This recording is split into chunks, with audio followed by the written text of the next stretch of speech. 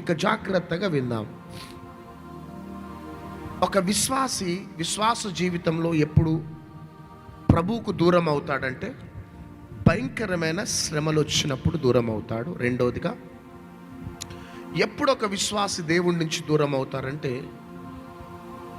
సుఖానుభవములు ఎక్కువగా వచ్చినప్పుడు ఆ సుఖానికి అలవాటు పడి ఒక విశ్వాసి దేవుడి నుంచి దూరం అవుతాడు.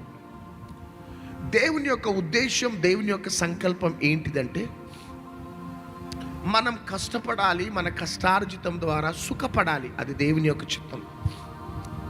మనం అన్నపానములను తింటూ సుఖపడాలి. That is the will of God. ఇది దేవుడు మనకిచ్చిన ఆశీర్వాదం. కానీ కొన్నిసార్లు మనము లూకాసు వార్త 6వ అధ్యాయం 16వ అధ్యాయం 25వ వచనంలో అబ్రహాము ధనవంతునితో ఒక మాట అంటాడు. ఏమంటాడంటే, నీవు జీవితకాలం అంతయు సుఖానుభవమును అనుభవించినావు.